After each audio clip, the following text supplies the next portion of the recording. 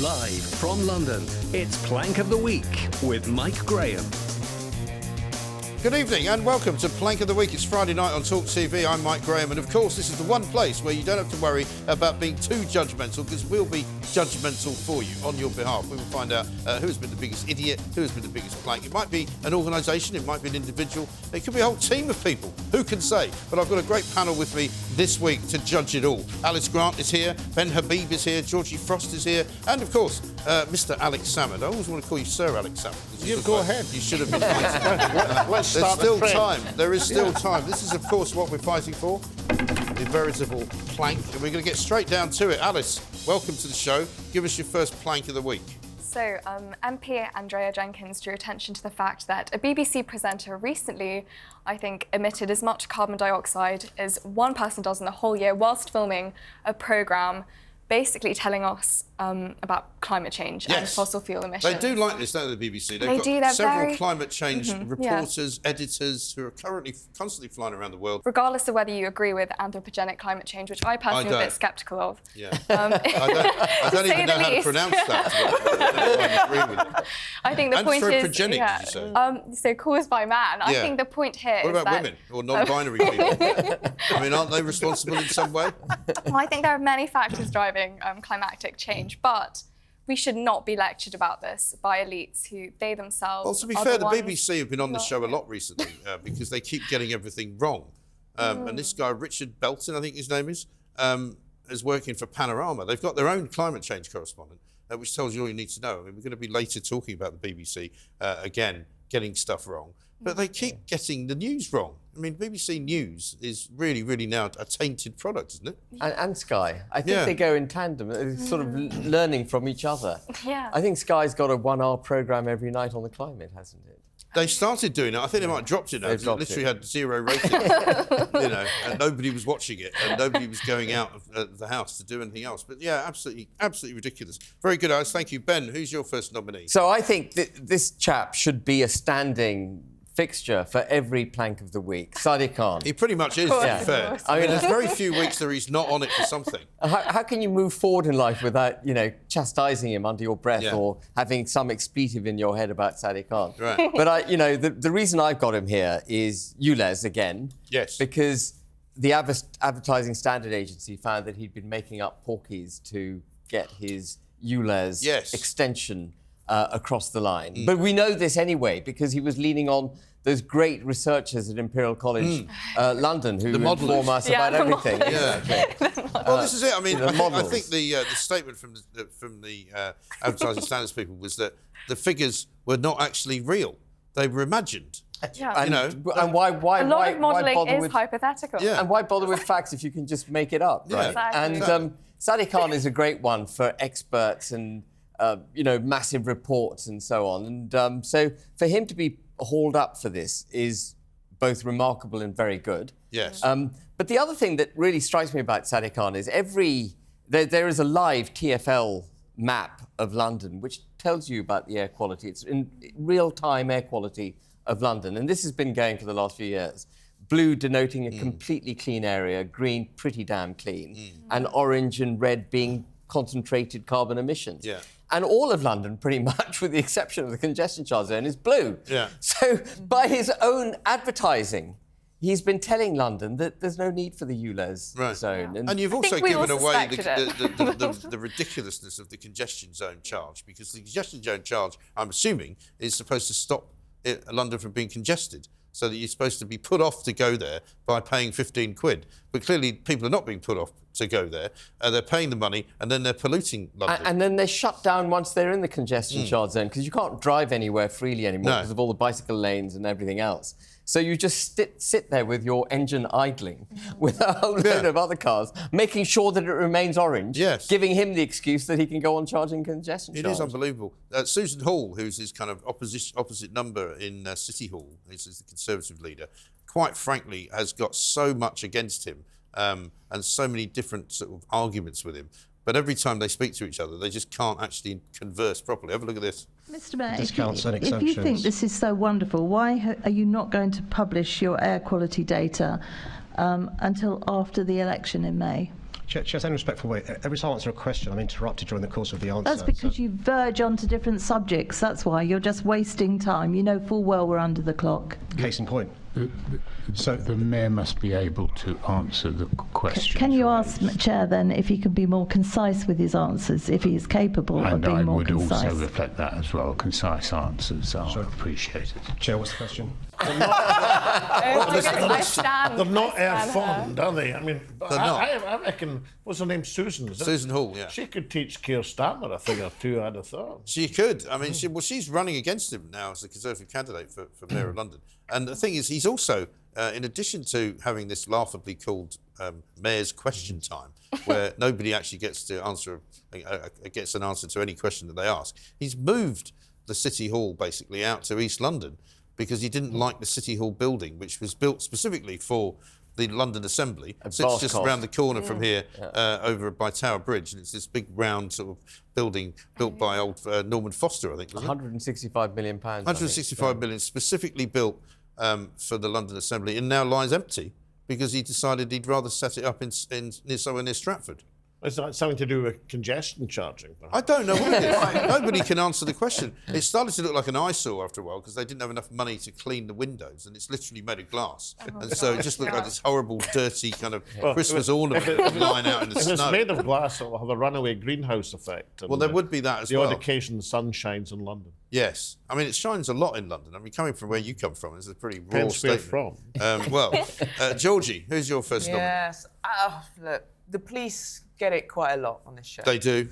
And justifiably so. The Staffordshire Police, particularly. I don't think we've had them. Not the Bobbies on the Beat. Oh, great, fantastic. So a new one for them. Not first-time offenders. This is for producing a 12-page guide, 12 pages, on how to use inclusive language. Right. So don't use things like man up, right, grow a pair, right, or policeman. Policeman. Yeah, or you could risk being arrested. It goes on, obviously, for 12 pages. It's not quite as bad as the Scout Association. 60 pages it runs into. 60? I mean, I would have thought the good police officers of Staffordshire would like to focus on crime, not on linguistics. Very old-fashioned language, view. But there we have it. So for me, Hunk of the Week, Staffordshire Police. Yeah. And for paying external consultants, let's not forget, to do it. Yes.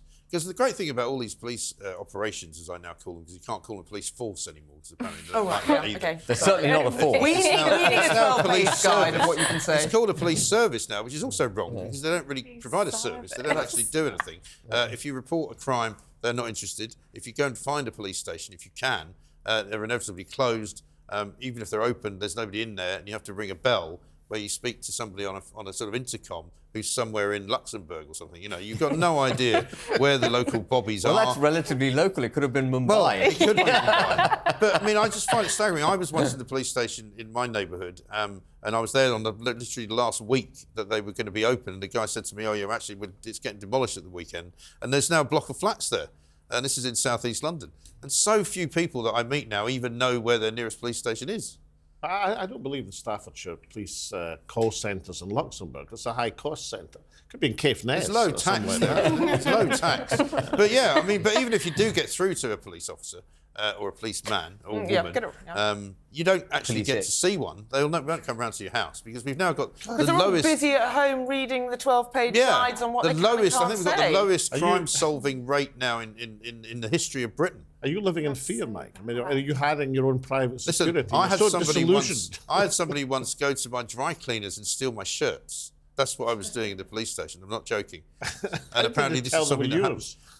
Well, they didn't know they were mine, but this guy just came into the dry cleaners, run by these lovely old East End ladies, you know. All right, darling. I went in to get my shirt. She says, I gave them to your brother.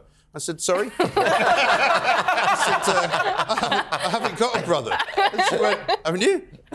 Blimey. I said, well, who is he? She said, this guy came in and he said, I've come to collect my brother's shirts. He said, I haven't got a ticket, but he said, if I see them, I'll recognise them, right? So she walks him back to the back of the shop. He looks at all these nice Ralph Lauren shirts, takes them away. And apparently he went and took a leather jacket from the dry cleaners down the road. Did you get them back? No. Of course not. Because apparently there's quite a sort of a good sale market for second-hand shirts, particularly if they're in plastic. down at Bermondsey Market. Mike, why was your brother stealing your shirts? Well, he's always been jealous of me. I mean, just the whole point of it. So I got called by the police, unbelievably, to ask how I was. I said, I'm fine. He said, would you like to come and make a victim statement? I said, well, not really. I said, I've got some shirts stolen. I mean, I'm not exactly, suffering too much. Plus, I've done a deal with the dry cleaners. They're going to pay me back half the money that the shirts cost, and then the other half's going to be credit for future cleaning, which is what they did. That's quite a good deal. It wasn't bad. It was a great deal, yeah. And but they insisted on me coming in to the police station. As I went into the gaff, there was literally walking over furniture. There were tables that were turned up because he said, "Oh, sorry about this. We're moving out at the end of the week." And then he sat me down and he insisted on writing down my victim statement. Oh my goodness! And I'm going. We're probably some sort of target, and you're probably quite an easy one to cover. But he didn't know who I was. The hard crime that is me. theft at dry cleaners. But it's evident Mike needs psychiatric assistance. That must have been it. I was like, he said, he said, he literally looked at it, how are you? I said, I'm fine. Are you okay? Are you coping? But then, Seriously, Mike. But then he asked me who I thought was going to win the league, and then I went, is this because I work at TalkSport that you've got Both me here? entirely And I think that was understandable entirely what it was, because I don't know anyone else that's ever been interviewed by the police Right. having had a terrible sort of, crime committed against them. I don't know anyone that's been asked about it. Who was going to win the league? Sorry. Yeah, I want to catch up with us. Back then, I said, well, it's definitely not going to be Tottenham. It's quite a few years ago. But yeah, it was just very bizarre. One of the most bizarre things that's ever happened to me. So when people say, they've been victims of crime and they never see a police officer, I think they just pick and choose, don't they?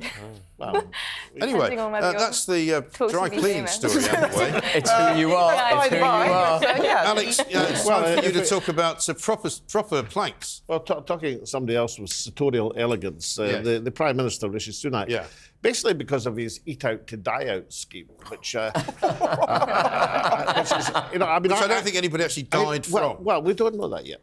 But I don't know if he actually said let them die. I mean, obviously there's a Dominic Cummings source. Well, Dominic Cummings apparently said that that's what he heard him say. Yeah, it was a quite twice removed thing. But he clearly was acting against his expert advice from Messrs. Valence and the other one. Laurel and Hardy. Yeah, I don't know. I mean, well, you can say that. I couldn't possibly comment. But nonetheless, he was acting against scientific advice. But actually, my real bugbear, it was a stupid scheme. Of course, it's a stupid scheme. It cost about 800 million quid. Right. Everybody had to register to be part of the scheme if you're a restaurant, etc. There's a whole bureaucracy around the registration. And then they created a site by which you could have an app to show where you could get your tenner. And this was in August 2020, which seems a long time ago. Of course, what happened in August 2020, there was a surge in people eating out, especially Mike, to take advantage. Give him a tenner and he's right there. Well, I thought they just reduced the VAT, didn't they? Well, this is the whole point. I'll come to that in a sec. But in September, i.e. the month after Eat Out to Die Out, they then introduced the restrictions again. So you had a surge in eating out in August, and then you had the collapse in September. But of course, if you actually wanted to do something to help restaurants, etc. Well, there's two things. One, the people who should have been helped if you're having such a scheme were the takeaway people, because a lot of restaurants were saving their business by introducing takeaway. And that would have been, but they were excluded from the scheme. And the second thing, if you really wanted just to help with people's cash flow, just reduce VAT further. Help them with their VAT, because that is already in existence. You don't have to set up a new scheme, a new bureaucracy. But answer me this, right? You've run governments, right? Yes, the thing that I find just for one, but it was pretty good. Well, it was compared to what it is now, I mean, it's a pretty low bar. Compared to down here as well. It's true. But, I mean, you roll off these figures. I mean, Ben will back me up on this, I'm sure, and as will Alice and Georgie. And you go, so they just reduced the VAT. So basically the bill was reduced slightly. How the hell does that cost you 800 million quid? How? Not necessarily. Well, the Eat Out was the way it did it. But Eat Out was in addition to the 5% VAT that they introduced. My argument would be, if you're going to help and you're going to put in another 800 million quid, but how did it cost 800 million? Yeah, I thought it was much less than that, Alex. You sure? No, it was 800 million. It was costed by the Treasurer.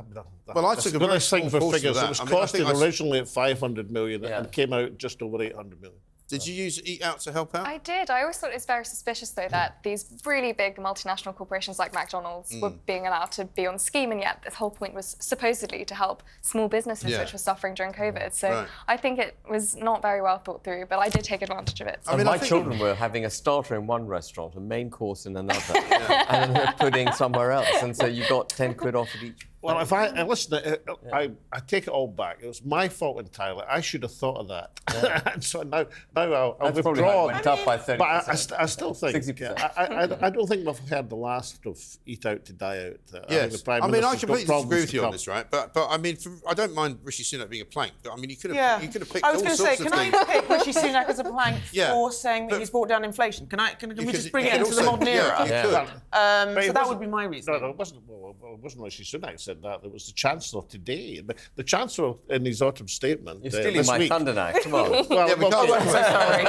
You'll have another reason for resenting the Chancellor. I've got lots of reasons for resenting him. He actually said that myself and the Prime Minister, since we came into office, have halved inflation, or more than halved inflation, admitting to remind everybody that the Prime Minister was the Chancellor Who before that. created it in the first place. Who had it at 1.7% when he became Chancellor. Well, They they'd also provide had solutions they not to the also problems they themselves make. right? Had they not also earlier quadrupled inflation? Well, that's the point. Technically speaking, if they've Rishi now halved Sunak it. started with inflation at 1.7% in February 2020 when he became Chancellor. Yes. And now he's claiming the credit for it being at 4.7%. Because it's the only thing he can claim credit for. It's of his 5-point plan, it's the only thing that's actually reduced, as he said it And might. over which he actually had no direct influence whatsoever. Well, we said this at the time. You know, it's all very well saying we will he did make reduce the promise, inflation. If and you it's do been reduce delivered. it, The rest is it'll be just, nothing to do with you. circumstantial. You know, the other. I mean, you know, for the other 4 things that he was supposedly going to do, we're going to judge him by the end of the year, which is racing up on us pretty quick. He's created 5 new ones. So he's now got to stop the boats. Now 9. So you can't keep track. He's got to stop the boats. He's got to reduce the NHS waiting list, reduce growth, and reduce borrowing. Apparently, they borrowed 14 billion No less. government in history has ever reduced borrowing. No. You might be able to grow the economy faster than you're borrowing, but you can never reduce debt. I mean, it's an absurd promise. Especially considering This is another thing I don't understand about government that maybe you can explain to me. How is it that in your personal life you have to reduce your debt, otherwise the bailiffs come around and take everything? Government's But in government, Just create more. I speak as somebody who's had the bailiffs round. That's why it's so told much them to more get fun lost. being Prime Minister or First Yeah, Minister. so you just borrow money, you never have to pay it back. Brilliant. You know, what could possibly go wrong? Anyway, that's Plank of the Week to start off with. That's not a bad start. Coming up, we're going to be talking about a great many more things, including, as I called them, Laurel and Hardy, the Whitty and Valance double act that was at the COVID inquiry. And Ben's going to talk about the autumn statement. This is Plank of the Week.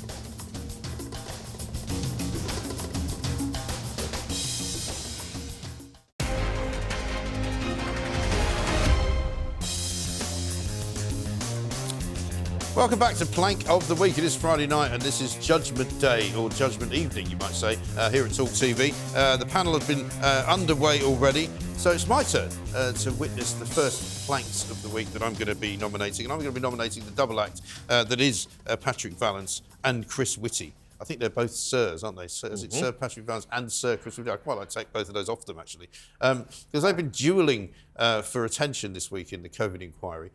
Both of them seem to have a bit of a problem communicating, not only with each other, but also with the various ministers they were talking to. They did that thing that a lot of Ramonas do, and Alex, you'll recognise this from our debate this week. They try and make out that they're cleverer than everybody else because they're scientists, right? And I remember science kids at school. You know, they were geeks. They were people who sat on their own in corners with Rubik's cubes. You know, they didn't have any friends. You know, they did quite well at maths, and then they went off to university where they didn't have any friends either. And they spent a lot of time in labs with big goggles on in case they blew themselves up. These are not people we should be taking any lessons from about, you know, how to explain things. And if you can't explain something to Boris Johnson, it means you're not explaining it very well. Yeah, but they would know a lot about social distancing, though. Yeah, well, give them that much. Well, it seems that they didn't really know much about anything, you know. And after the sort of witness statements that they've made and the questions that they've been answering, it's very clear that nobody inside of Downing Street knew what the hell to do, and that included the scientists. And even they said, "Well, you can't follow the science because there isn't any." Right? It's unbelievable. I think to see our country basically being run by these kind of scientific experts, and any trust in common sense completely deteriorated. It was unbelievable. I mean, I kind of despair about that whole situation. Yeah. Well, I when you hope look it's back never on it now- repeated. and let's have a look, actually, at Patrick Vallance and talking and trying to explain what it was like. He would say them too enthusiastically, too early, without the evidence to back them up, and then have to backtrack from them days later. I don't know to what extent that was sort of over-enthusiasm versus deliberate, but I think a lot of it was over-enthusiasm, but he definitely said things which surprised me because I knew that the evidence base wasn't there. Now, who do you think he was talking about? Well, obviously he's talking about Johnson, but... No, he's talking about Matt Hancock. Matt Hancock? He's talking about Matt Hancock, the guy that used to make everything up. But why is he The planking the week? disgrace I mean, he's obviously Matt correct. No, he's obviously not correct, because Why he not? was the chief government advisor, along with Whitty, right? Yeah. Next slide, please. And these were the guys who cocked up all of the graphs that they were doing, deliberately misled the public by putting up graphs which didn't show actually how things were flattening out, because they missed off the earlier part of the year and started them later, so it would look better for them. So they were misleading the public, they were misleading the ministers, and quite frankly, if Matt Hancock, the Secretary of State for Health, was making stuff up, they should have told him to stop. It's unbelievable. Well, I love the way, incidentally, even if it was Matt Hancock, you were putting the knife in such modulated tones. But I mean, that's what I find really... I find that offensive, don't you? That here's someone who is not in office, who hasn't stood for office, Who's not been elected. Who hasn't been elected, has got no right to be there, actually just opining on Matt Hancock. All right. Without any evidence to back up his claims. Then maybe claims. Matt Hancock... I don't like Matt Hancock, by the way. Or Boris Johnson should have started... I mean, they all started off by saying, we're going to follow the science. Now, why did they say that? Well, they abrogated democratic principles, didn't Of course they did. They absolutely said, we're going to follow the science because I don't trust my own judgment, given the science, my feeling, my instincts about what needs to be done. Yeah. And as soon as they said that, they put themselves in the hand. They can't complain now. I don't think that those two necessarily... I mean, yes, the odd couple, but I think I'm going to stick the COVID inquiry generally into awful. a plank. I couldn't because actually agree we more. should be looking at the bigger picture, which is why on earth was so much power handed to two unelected, like you said, that we're using data and graphs in a way that could be viewed as misleading. No, I get that. So I would say the COVID inquiry is an absolute plank. They're just doing their jobs. Well, yeah, COVID inquiry has been a plank in the past, and it will probably be again. Right. But the I'm point sure they is have as that well. this week it's them, because they are actually admitting to something far worse than what the COVID inquiry is not doing, which is that they were actually leading blind men around in a room that was dark, and they'd put blblindfolds on, even though they thought they could see what was going on. It was just they were basically telling untruths for a political purpose. They completely weaponised this. They saw this as an opportunity and to exert more control over the public, and they did that shamelessly. And the thing is that those stupid graphs, I still remember them, they look like GCSE graphs. It would be funny if people's lives weren't really deeply affected by this. Exactly. And that people weren't and if seeing government their policy was not formulated based on what these two idiots were telling them. They didn't even agree. I mean, you mentioned yourself that to a great extent they were in the dark. I mean, this is the period of 2020 when the virus was still not unknown, but still its effects, its mutations, its transmission was still up in the air, basically. This is before the vaccine at the end of 2020. You're in a different world. But Alex... now, maybe your complaint about the scientists is they should have been less certain about their positions. But I don't take this. If these two were running the country, then they shouldn't have been. And the people who should have been running the country shouldn't have let them run the country. There's no point in blaming the pair of them for the faults of Boris Johnson or Matt Hancock. They were asked to interpret the science, and that's how they interpreted the evidence. Well, you probably will, because the argument's unanswerable. Yeah, well, never mind. We're moving on. Scott Bryan, Alice, tell us about him. Gosh, yeah. So I think one of the highlights for me has been seeing Farage and those clips on him on I'm a Celeb. Yeah. But apparently, of course, lots of leftist sensibilities have been deeply terribly wounded. offended, and it's actually quite funny to see people get so triggered over him. But especially just because the only thing that they can really level at him is how threatened they feel by the fact that he is actually a very personable wonderful individual. Nigel Farage. He is a very personable person. He is incredibly personable, and I think that shines through on the television. And obviously, there are some people who feel threatened by that. So, but he's actually really laid back, isn't he? He is incredibly laid back. He's not on his front foot. He's not coming across as a sort of jingoistic, populist, right-wing, table-thumping, Brexit-promoting lunatic. No. He's a completely mild-mannered, easygoing, brave Did you see the way he tackled the snakes? Indeed. His head in. wasn't phased at all by I'm sure the Alex has got something to say about this, but let's have a look at this guy, Scott Bryan. He is a BBC critic, would you believe? And this was what he said on BBC Breakfast. I think a lot about politics these days is so bad because it involves so much about personality and not so much about the debate about political issues, around policy, around the future of this country, about democracy.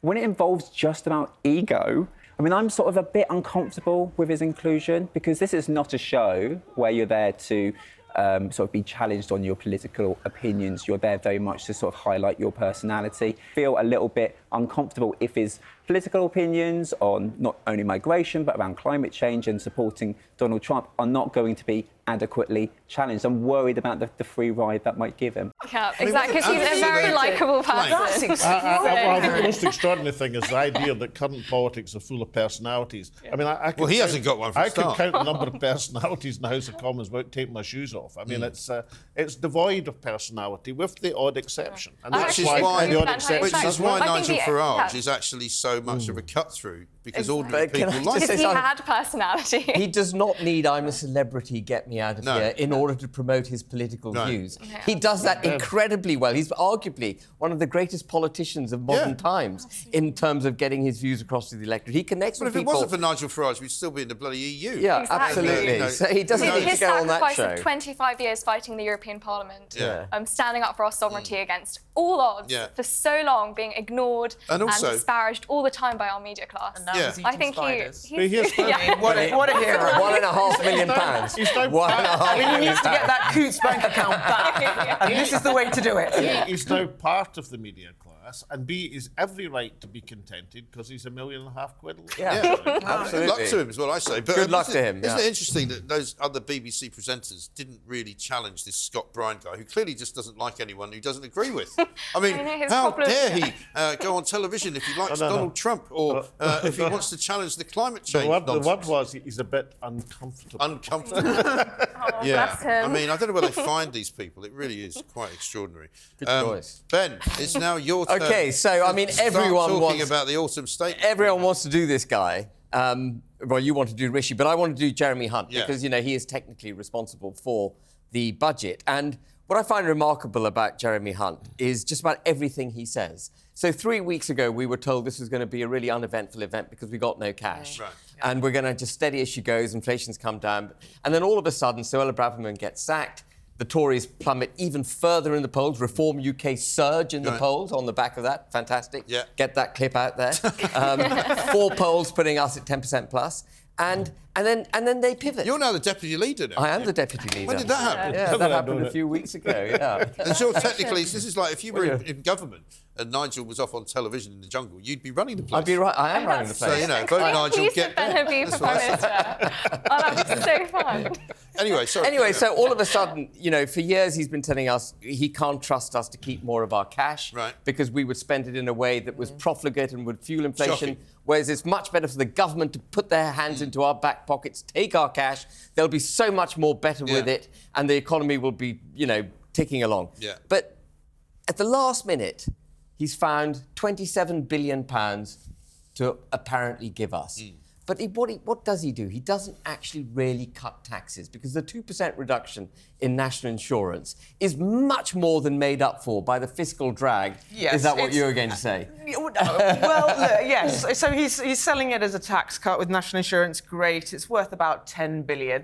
But what he's not mentioning is the fiscal drag, i.e. keeping the thresholds at which you start paying tax at the same level until 2028, which will bring in about $45 billion to the coffers. And bring in 4 million extra taxpayers. 4 million people are going to be dragged into paying tax. We're still on target for the highest rate of tax we've known in 70 years. But so this lot... They've also reinvented tax, haven't they? Because the Tories now say that actually bringing inflation down is inflation is a tax. It's a bit like giving you more tax So when inflation goes up... Sorry? What? When inflation goes up, it's because the Bank of England didn't do their job. And I'm prepared to grant them that. But when inflation comes down, it's because they've been so prudent with the fiscal levers of government. Which now gives them more headroom. But also the price of things doesn't go down. Just because the inflation rate has gone down, we're still it doesn't mean that we're any better off, does it? But there's one last point I want to make, and it's this. He he basically admitted he's been lying to us for the last few years. Did he? Because he said, this is going to be a budget for growth. We're going to cut taxes. So he recognises that cutting taxes grows the economy, and he's been deliberately preventing the economy from growing because he wouldn't cut taxes. Yeah. It's one hell of an admission from the Chancellor. And what people have always said, people from my side of the debate, is if you cut taxes, the economy grows. Believe it or not, the Exchequer gets more tax because everyone's doing better. But these idiots in office are not into wealth creation, they're into wealth redistribution. And eventually you run out of other people's money I to don't redistribute. believe they believe that tax cuts are a lever for growth at all. Yeah. No, I don't. I think they're doing it because we've got an election round the corner and they need to do something. This is the last throw of the potential fiscal dice. Of course, but I mean, the tax here and there, 2% or the fiscal drag, I mean, that's not what's killing people at the present moment. It's interest rates are killing people. I mean, the effect for mortgage holders and variable rates and for small businesses who are being decimated just now is hugely greater in terms of the impact of interest rates and any marginal change in taxation. And I mean, if I support your nomination, it's when he congratulated the Monetary Policy Committee of the Bank of England, the most disastrous monetary policy committee in living memory, and the Chancellor congratulates him. He should get the plank just for that. Well, I'll tell you who we can show you, which has got nothing to do with the awesome statement, it's just quite funny, is Victoria Derbyshire talking about the Chancellor. Steve Ryan, you say that the man that you're backing, Jeremy Hunt. I've never said that before in my life. It's usually men who say that, so I really, really want to apologise. I'm sorry. That's a bit casual sexism there from Victoria Derbyshire. It was Jim the Naughty BBC, once again, I'm sorry to to beat on the BBC, but I'm not really. The number of people who are presenters on the BBC who have called Jeremy Hunt, the wrong name. They called it the right name. Well, yeah, you might say that. I couldn't possibly comment. But, they're not doing it by accident. They're doing it deliberately. I don't believe that many people have done it. I mean, I've said his name plenty of times and I've never, ever mispronounced it. Jeremy Hunt, Jeremy Hunt, Jeremy Hunt. You can say it as often as you like. I'll never get it. You know that you're waiting. You're waiting, aren't you? Jeremy Hunt, Jeremy Hunt, Jeremy Hunt. Back with more after this. And Jeremy Hunt.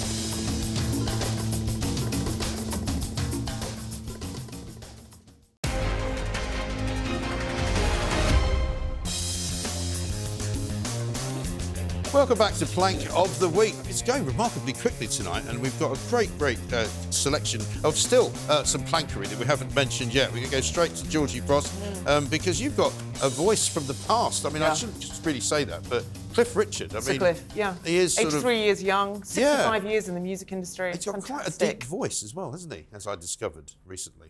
I'm not sure, but we saw that voice, or we heard that voice on This Morning, something's called, And he was doing an interview and they asked him, and it was a great interview because it was Sarah Ferguson there. Has he not got a new album out or something? I think he's got a book celebrating 65 years, probably another Christmas song.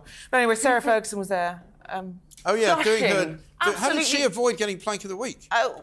She was absolutely gushing and he cut her down. And when they said, he was talking about how he was influenced by Elvis Presley. Yes. And have you ever had the opportunity to meet Elvis Presley? Yeah. He said yes, once. A journalist offered him the opportunity. Yeah. But Elvis was too fat. Yes. So he decided not to take that opportunity because he didn't want a photograph of himself and Elvis, not on the wall, on the refrigerator. Yeah. That's where Elvis goes. Wouldn't you put it on the refrigerator to remind yourself not to eat, right? And alas, Elvis died. And I love the bit at the end where he said, don't put off meeting your heroes, even if they're a bit fat. Yeah. I mean, I couldn't agree with you more there, Cliff. I know. Don't put off meeting your heroes just Amazing. because. Which, in front of Sarah, who's always had a sort of bit of an issue, and Alison Hammond. Right. Yeah, she wasn't too happy. Read the room. Let's have a look at the clip. Did you ever meet Elvis? No, I did not. I had one chance through a journalist when I was promoting Devil Woman in the States. Yeah. He said, I know Elvis, because he knew that I was influenced. And he said, would you want to meet him? I said, yeah. At the end of the interview, though, I said, can we put it off? Because he'd put on a lot of weight. Oh, right.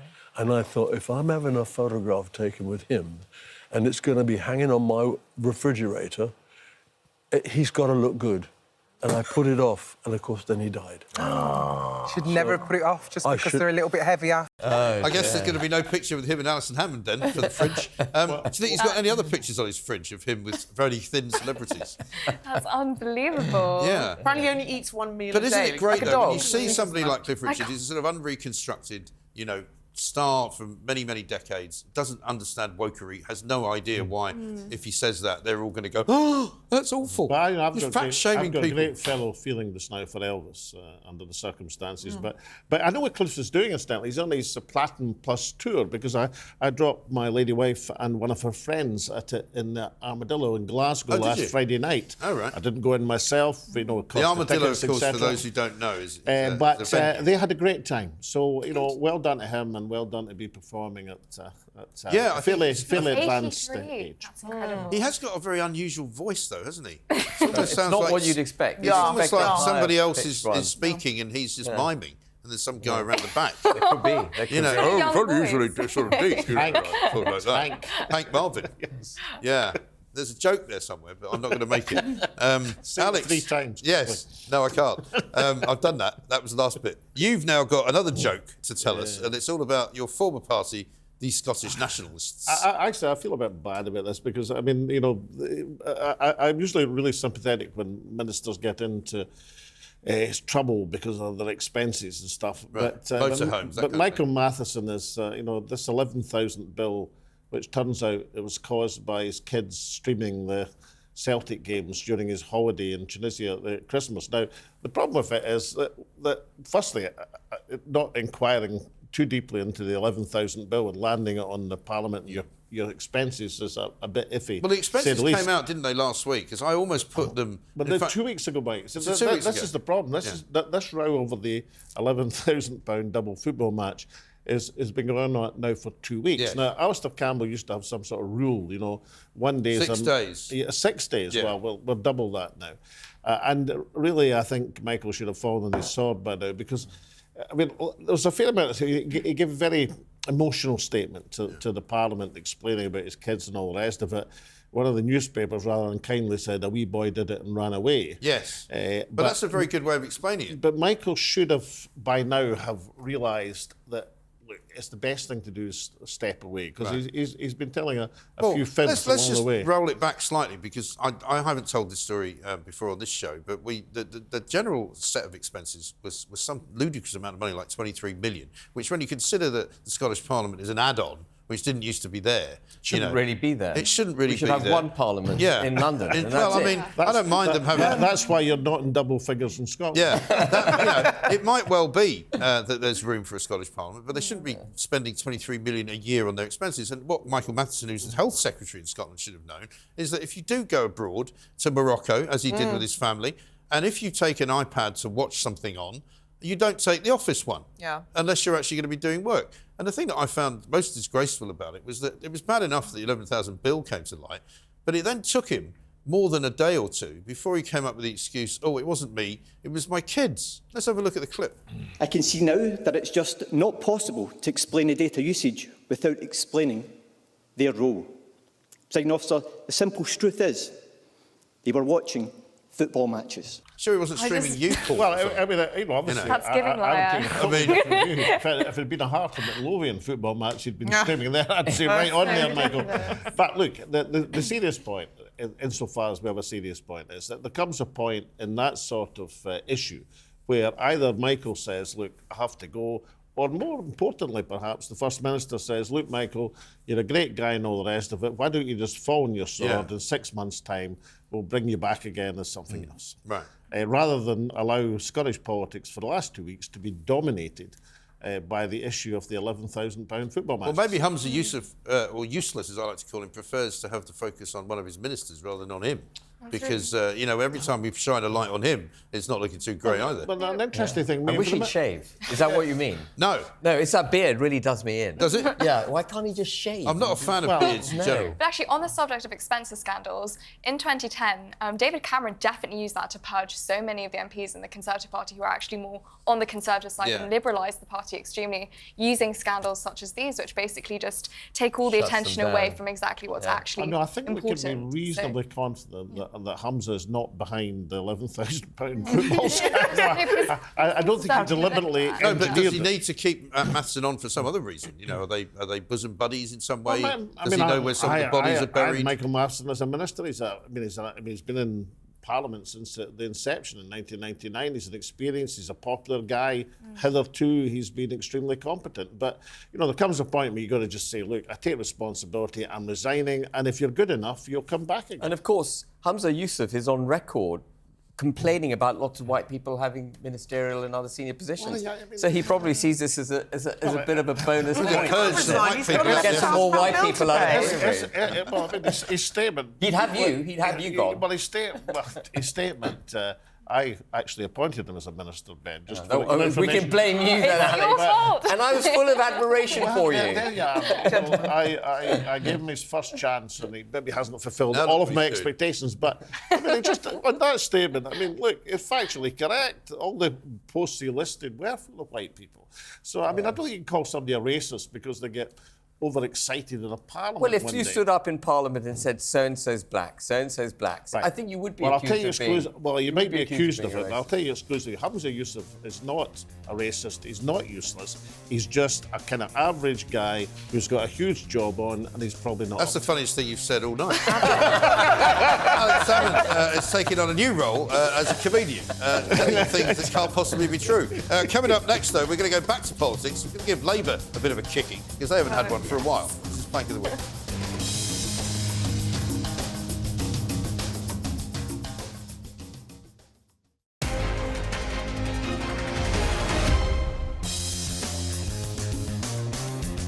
Welcome back to Plank of the Week. I'm Mike Graham, and this is the place where we decide who is going to win, because this is the final furlong. And I'll tell you what, there's an awful lot of pretty good competition going on tonight. I'm not sure who I'm going to give it to. I try not to give it to somebody that I've nominated, but, I mean, there's an awful lot of politicians out there that deserve it. I'm going to pick somebody from the Labour Party, and that would be Rachel Reeves, the Shadow Chancellor, who takes herself very seriously. And who this week was the Labour apparatchik they put up to be on Laura Kuenssberg's show on Sunday morning. Now, we've all been talking a lot about the Palestinian marches that have been going on, people shouting, you know, anti-Israel slogans, chanting from the river to the sea, you know, people wearing Hamas headgear, people waving ISIS flags, all sorts of objectionable stuff. The police, of course, waiting until afterwards to see whether they can take a few pictures of them and maybe arrest them. Suella Braverman famously called them hate marches. The Labour Party don't like them being called hate marches because they're not hate marches. But then suddenly, after the ceasefire vote that took place back end of last week, Labour Party members MPs who didn't vote for a ceasefire started to get harangued and harassed, and people started turning up at their constituency offices, some of them at their homes, to try and persuade them to vote differently. And mobs would appear. Now, Rachel Reeves appears on Laura Kuenssberg's show to decry this terrible, awful, nasty intimidation that's going on of Labour MPs. But she thinks it's still OK for Jewish people to be intimidated and Jewish people to be harassed and Jewish people to be surrounded by angry mobs waving Palestinian flags. Have a look at this. I support the right to protest.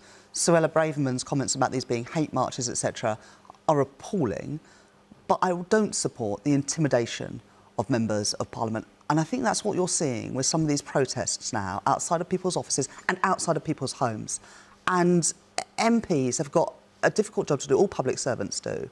And this sort of intimidation and taking protests to people's homes, I think that goes beyond the line. She doesn't seem to realise that people's homes are getting protested against every single day that these people march past them. I know loads of people that live on the route of some of these marches, and they're not just going on in London, they're going in Glasgow, they're going on in Manchester, they're going all over the place. And they've targeted... And they are intimidatory crowds. There's sometimes a couple of 100,000 people chanting. And if you're a Jewish person who doesn't want to come into the centre of London, you're not alone, because an awful lot of people don't want to. But I find it very hypocritical, Alex, and I come back to you again as a politician, that the Labour Party feel that it only sort of crosses the line when politicians are intimidated. Well, that may be hypocritical, but I mean, I don't believe that the marches that I've seen, certainly in Scotland, are anything like hate marches. They're just ordinary folk who want to see peace and a settlement in the Middle East. Well, you may disagree. Well, I don't know how many marches you've been on in Scotland recently. And of course, it is true that Scottish marches historically tend to be more peaceful, with less arrests than London ones. That's true. But there's less people. There is a point, you know. If you compare the rowdiness of politics now with what it used to be. Yeah. There is no comparison. It's much more peaceable now than it used to be. Really? Oh, of course it Oh, is. that's But you want to read about history, about the London mob, the Edinburgh mob, the Porteous riots, the whole... I doubt very much. I mean, I know lots of politicians who take this attitude that, oh yes, people have the right to protest, and if somebody protests at them, then all of a sudden it becomes intimidatory. Maybe, you know, I mean, I'm not supporting anybody being aggressive to anyone else, certainly not to sections of society, of course not. But, you know, politicians above all should recognise they're democratically accountable, and if people are protesting against them, they've got as much right to do that as protest against something else or on an issue. Well, you surely have some... I agree. Isn't that the point? You can't be a hypocrite. You can't say, on the one hand, oh, it's fine for people to march around London, intimidating whoever they like, but they can't do it outside. No way. That surely draws a line when someone goes and does stuff outside of your home, draws attention to where you live. These marches are going to synagogues, which is a place of worship. But I think equally bad. No. But that doesn't mean that one, one or the other. I'm not saying it should be allowed. I'm saying that what Rachel Reeves should be saying is that intimidation is wrong, period. Yes. That you should not be intimidating anybody. And that's fair enough. Look, Mike, you and I did a debate this week in London, Leicester Square Theatre. The Eyes Have It. Some people, when we found that great, I found the crowd boisterous, I found it good-natured. Some people that I know in politics would have found that objectionable. Yeah. But it wasn't objectionable. No. It was people who care passionately and were expressing it in a good-natured, if somewhat boisterous debate. It went outside your home.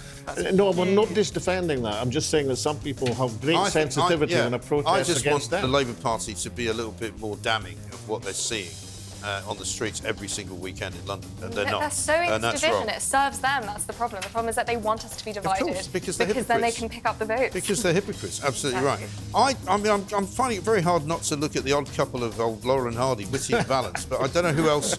I don't know who else I could go for. Michael Mathis is a good one. Cliff Richard's a good one. Rachel Reeves is a good one. Climate Change Reporter is a good one. They're all very good. I don't know. What do you think, guys? Go to the top. Give it to the Prime Minister. I would if you'd blamed him for something decent instead of the eat out to help. I'm not giving it to him. I think. You know what I'm going to do? I think I'm going to give it to Sadiq Khan. He hasn't had it. Yay! Come on, Sadiq. Yeah. That's the first time I've won over. Here it is. You're on a roll, Ben. Thank you for the week. You're on a roll. Would you mind, awfully, Mayor of London, answering questions when they're asked of you by Susan Hall, Conservative leader? Alice, thank you very much indeed. Ben Habib, Georgie Frost, Alex Salmond, brilliant stuff. Great stuff. I'll be back at 11:30 with the World according to Mike Graham. Coming next is Friday Night with Nadine.